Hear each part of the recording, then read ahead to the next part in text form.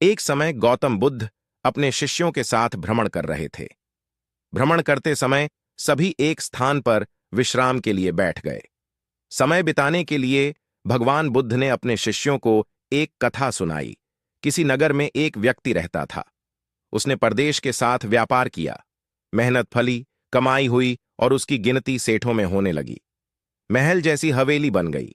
वैभव और बड़े परिवार के बीच उसका जीवन बड़े आनंद से बीतने लगा। एक दिन किसी दूसरे नगर से उसका एक संबंधी आया। बातचीत के बीच उसने बताया कि उसके यहां का सबसे बड़ा सेठ गुजर गया। बेचारे की लाखों की धन संपत्ति पड़ी रह गई। बात सहज भाव से कही गई थी, पर उस आदमी के मन को डगमगा गई। हां, उस सेठ की तरह एक दिन वह भी तो मर जाएगा। उसी क्षण से उसे बार बार मौत की याद सताने लगी।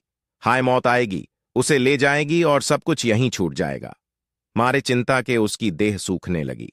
देखने वाले देखते कि उसे किसी चीज की कमी नहीं है, उस पर उसके भीतर का दुख ऐसा था कि किसी से कहा भी नहीं जा सकता था। धीरे धीरे वह बिस्तर पर पड़ गया।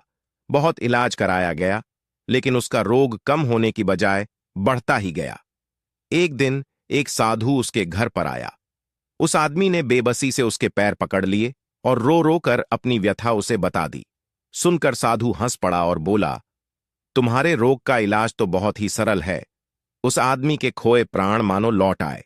अधीर होकर उसने पूछा, स्वामी जी, वह इलाज क्या है?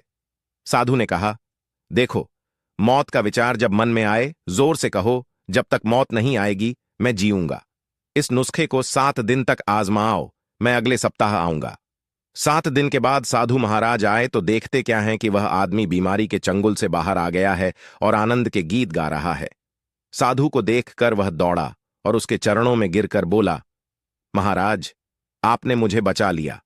आपकी दवा ने मुझ पर जादू का सा असर किया है। मैंने समझ लिया कि जिस दिन मौत आएगी उसी दिन मरूंगा, उससे पहले नहीं। साधु ने कहा, वत्स, मौत का डर सबसे बड़ा डर है। वह जितनों को मारता है, मौत उतनों को नहीं मारती।